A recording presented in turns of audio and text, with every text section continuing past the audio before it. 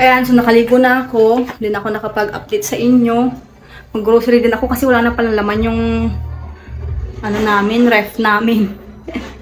So, i-update ko po kayo doon mamaya. Tapos, para maano din yung magkano din nagastos, ganon. Kasi naubos na yung stock namin simula umalis si Ate ko, Faye. Nag-grocery din naman ako pero hindi ganun bongga. Kasi syempre alam niyo na, wala pang work ang inday nyo. So, ayan, update ko po kayo. Nag-ayos nga pala ako ng gamit ko, so inorganize ko na lang siya. Maayos na ba yan, Charis? So, kailangan ko talaga lagi may tubig. Tapos, yan, 3 na yung ganyan ko kasi nga, yan lang yung mga compartment ng aking mga gamit. Dito na ako sa grocery. Save More pala ang pangalan ng grocery to. Ay, pinremote. So, ayun. Inikot ko muna ito dahil nga dito nga ako bibili. So, inuna ko talaga ang pagkain ni Papa, tinapay. Ito yung sasabi ko sa inyong green. Na ano ba yun? Nubik ata yun. Basta, tapos bumili rin ako ng asukal kasi nga, di ba pa nagkakape ako, naglalagay ako ng isang kutsarang asukal, ganun, kunti-kunti lang naman. Tapos, syempre, habang naglalakad ako, mag-iisip pa ako kasi hindi ako naglista ng aking bibilhin. Kumbaga, nasa utak ko lang siya na alam kong wala naman na sa bahay. So, magaling, di ba? Alam ko kung anong wala. Pang hinahanap ko dito yung Quaker Oats ni Papa kasi importante yan. Pag ang almusal niya sa umaga is Quaker Oats, ganun, tinapay, ganun, pa iba-iba, para, alam mo na, madalian na din, nalutuin. Yun naman, inalalagay lang naman ng water. Tapos, syempre, hindi mawawala ang Coffee Mate, saka, ano yun, yung kape, kasi naubos na yung dala ni Ate Coffee. Yung dala niya, nito lang nung last December, nandun kay Ate ko Jessica. So, dapat mag-ahati kami noon. Kaso nga lang yung pinamigay niya sa biyanan niya. Pero kay Rebum. Tapos, ito, syempre, yung gatas ni Papa. Walang adult. So, yan ang binili ko. Kasi, ayaw ni Papa ng, alam ko sa inyo, may nagsasabi na try niya yung, yung gatas na yun. Hindi niya po kasi yun hiyang hala, nasa dila ko pero hindi ko siya mabanggit. So, nag-voice over na lang po ako dito kasi nga, alam nyo na, may music. And then, ayun nga, humugot lang ako dito ng bitit. Maanghang po yan. So, iniisip ko kung Bix po ba o yun. Mas prepared ko kasi yung bitit. Bitit is parang ano lang din yun, Bex. Tapos, punta ko dito sa Dilata. Kan pa ako. Dilata kasi, naubusan na nga rin kami ng stock. Kakunti na lang din yun. Madalas ang nakain nun si Bunso. Pero hindi naman palagi, no. Tapos, nakita ko rin itong, tawag dito, pancake. So, gustong-gusto ni Papa ito. Kaya, kumuha ako isakto. Meron ding star margarine dyan. May mga stock na palaman pa dito, kaya hindi na ako bumili ng palaman. So, yan ang pinili ko. Kasi masarap yan eh. Tapos, bumili rin ako ng itlog dito. Bali, 12 pieces sa isang ganyan. Pero, 2 yung binili ko niyan para, alam mo na, pang matagalan. Kasi hindi naman kami palaging nag-itlog. And then, tingnan nyo, dito pala pwedeng bilhin itong mga to. Ngayon ko lang nakita. Kasi doon sa kabila, wala eh. Wow. Tapos, yung mga iba dito, nakabox na, nabili na ata. May pang kutsinelyo din dyan eh. Yung lechon na maliit. Tapos, pumunta ako dito nga, sabi ko nga, sa mga pork area, chicken area, bumili ako dyan ng tigkakalahati lang. Ayan. Tapos, syempre, hindi mawawala ang gulay. Kailangan ko ng patatas kasi, pag magninilaga ako, nilalagay ko yan. Kaya pag nag-aadobo ako, kumuha ko ng 2. Grabe ang mahal. Tapos kumuha lang din ako ng isang pirasong repolyo. Tingnan nyo, diba? Medyo fresh pa siya. Ayan. Tapos, kumuha ko ng Baguio beans. Alam nyo, buba, masarap ito na igisa mo lang. Tapos, nalagyan mo lang siya ng konting toyo. Ganun, ang sarap niyan. Try nyo po. Kumuha din ako ng carrots. Ayan. So, gold ang mga gulay ngayon. Dahil nga gusto ko mag-chicken curry pag next day. Hindi naman palagi, no? Tapos sayotin na rin kasi syempre pang tinole. Kumuha rin ako ng luya kasi wala na pala akong luya. Puro sibuyas ang meron at bawang. Sili green din ako kumuha sa kasili kasi may stock naman ako.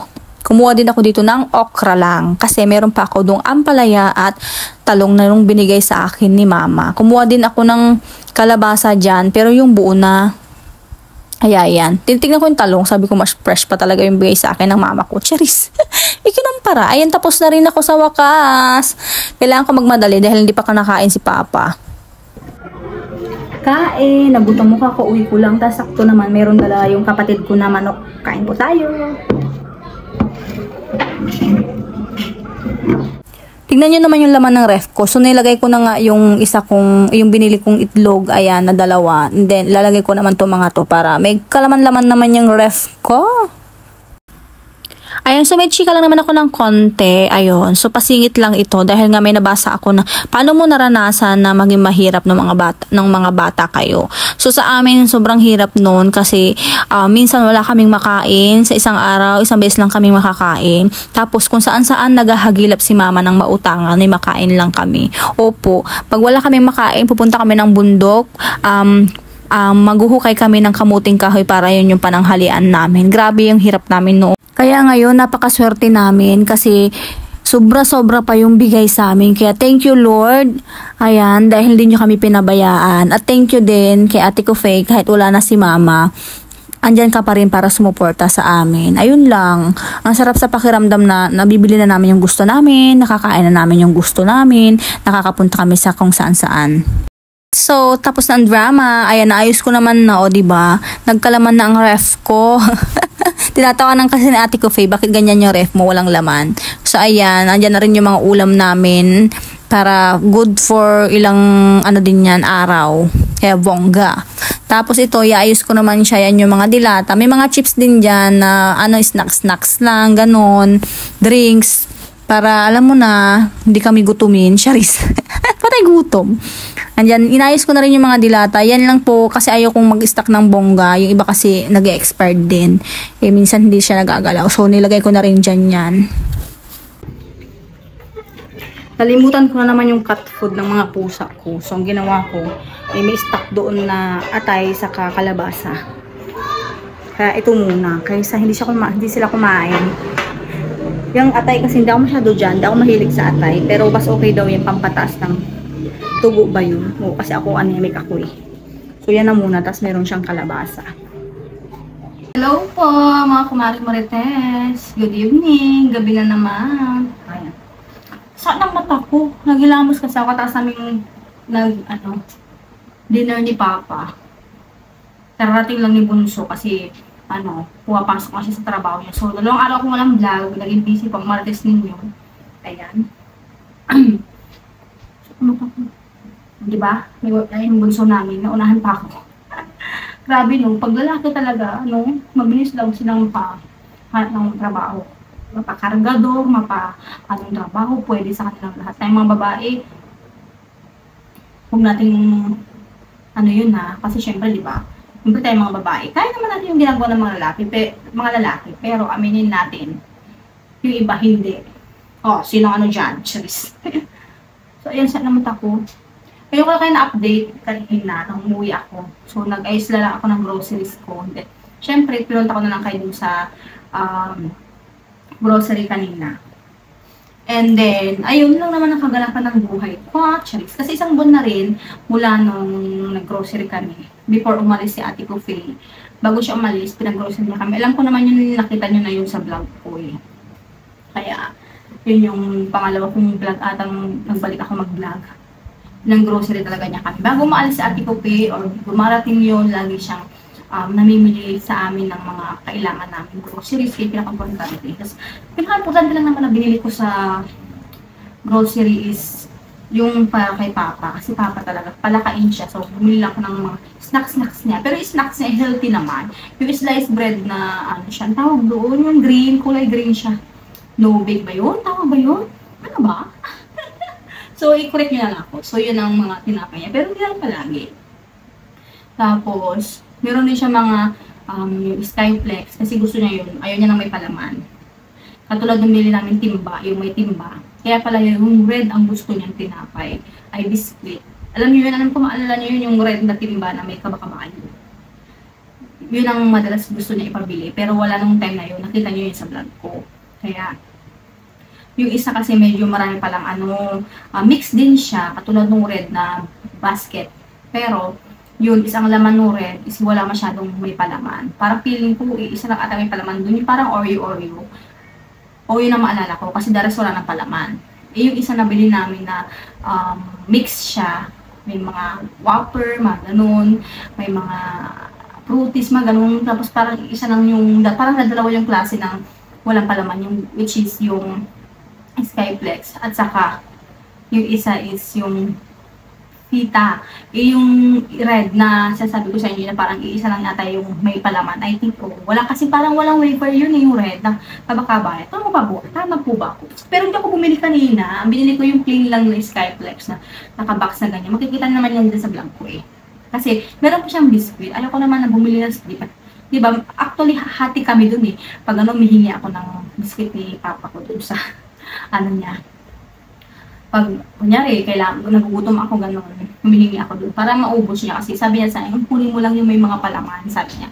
Ayoko nang may palaman, sabi niya. So, yun. Kaya, ayun, pag umuwi sa ate ko, meron siyang dala ng walang palaman ng cookies, gano'n siya. Hindi gano'ng katisan. Yun. So, nabusog kami ng bongga. Ay, hala, iba pa pala ako dito. So, yun nga, yung napamalingki. Halos hindi ako namalingki kanina kasi doon sa pinuntahan ko, doon sa dati namin pinag-groceryhan nila ate ko CSI yon. So, alam ko yung mga ano dito, alam niyo po yung CSI, mga taga-Pangasinan. Siya po kasi nang pamira ng CSI. O ata. So, 3 ata yung branches dito. Like, ay, hindi ko lang alam. Parang, ang alam ko lang ha. Pero, yung iba siguro may mga branches sa iba. At tapos yun. Tawag dito. Bale, sa Save More na lang ako bumili. Alam ko yung iba, parang SM siya. Yan kasi nakalagay siya dito. Ayun o. Ito, bumili kasi ako ng chips. Ayan. Bonus. So, SM, parang branch siya ng SM. I think. Yan. Tapos, tawag dito. Bumili ako. Tinikman ko. Dalawa yan. Tinikman ko isa. Bumili rin akong chips. Kaso, yung chips ko naman,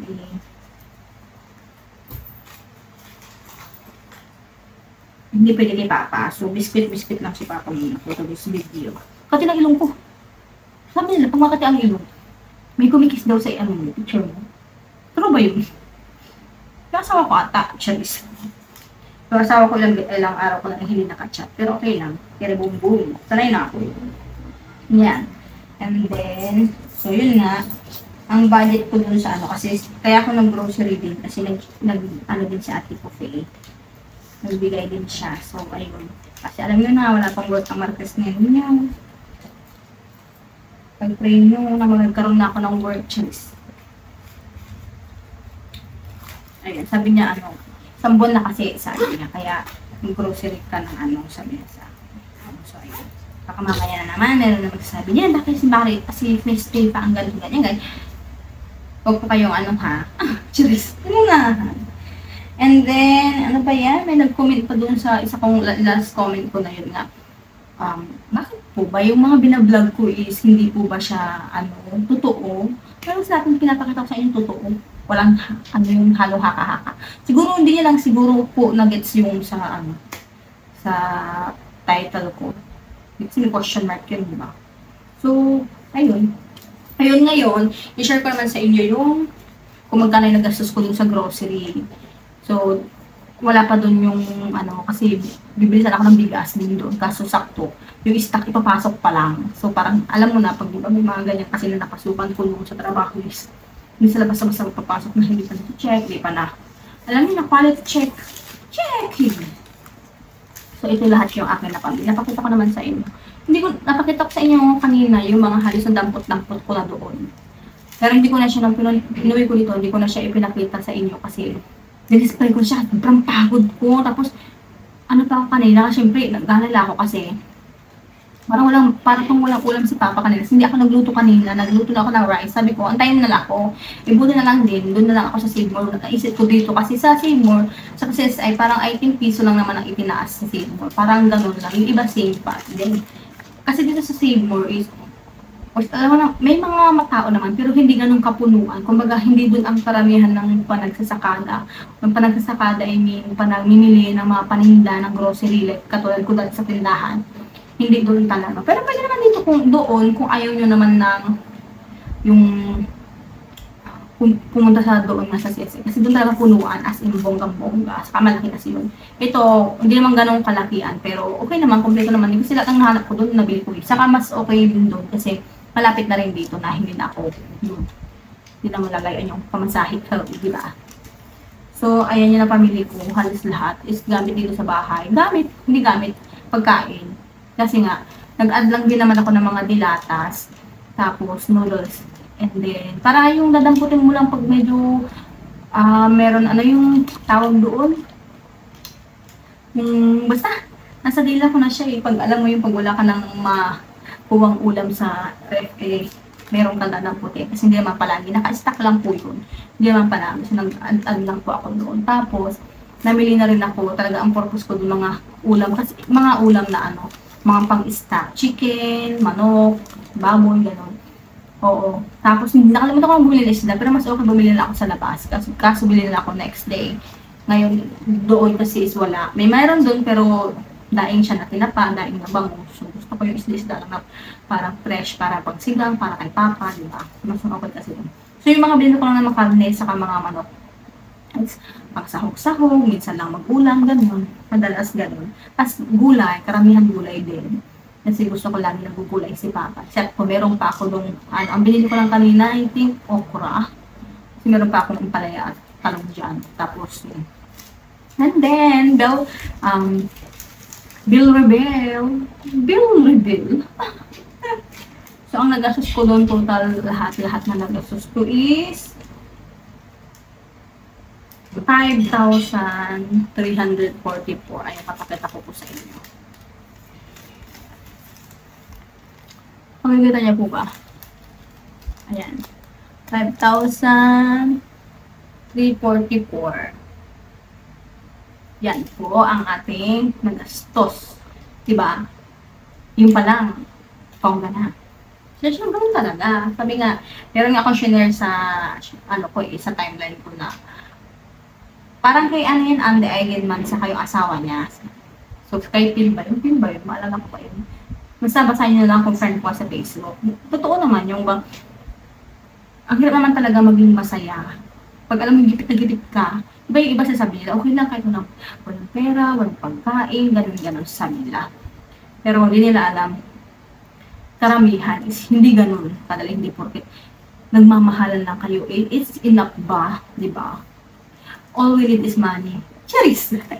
Sino agree sa akin? Charis lang yun ha. Baka mamaibash nyo yung pera. O talaga, baka pera. Charis. So, yun na naman nagasos namin. Tapos, nag-take out nga ako ng uulamin. Kaso, inisip ko, si Papa, mas okay, ilutuan ko na lang siya. Ipagdating ko, yung kapatid kong lalaki, si Lord, yung may napangasawa sa Ordaneta, may dalang ulam. Kaya, sakto daw dumating siya 11. Dumating na ako, mag-11:30 na atay, mag-12 na. Tapos, gutom na ako. Siyempre, kanina kumain ako ng saging. Hindi talaga ako nag-aan ko saging. And then, sabi niya, may ulam dyan. Sabi ko, sakto, sabi ko. So, yung bala ko, lulutuan ko pa si Papa. Kasi gutom na siya. Ang nalamumang nasa isip ko kanina, nagmamadala ako mag-grocery. Halos yung iba hindi ko pa nabili. Like, meron pa naman mga stock. So, ang kailangan lang dinampot ko is yung mga dinampot ko lang talaga. Kaya, yun. Kaya, paano naman, late na ako mas kanina. Madalian lang din. So, yun po ang aking nagastos for this video. 5,000, diba? Ano yun? Kaya, thankful lang ko. Kasi, pag ano ko sasabi siya, maganda pa, yun naman. Kasi ako naman, hindi ako talaga sabi kay ate ko, na, na kami ganyan. Nag-aan ako, pero hindi ko sasabi, bigyan mo kami, ganun. Hindi, kasi kaya ko lang natutusin. Yan lang. Nagpusat na rin sa ate ko, sige, ganito. Sige, kasi sakto dumating yung bill ng tubig. So, magbabayad ako. Akin yung tubig, akin yung kuryente, tapos wifi. And then the rest, gasol, gano'n. Tapos, yun, may bigas pa nga, dahil bibili pa ang bakas, kaso, saka na lang. Dahil meron pa naman kami makakain. Ayun lang, yan ko na yung vlog ko dyan, masyado ng mahaba.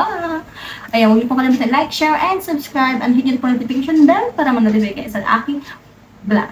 Salamat po, God bless.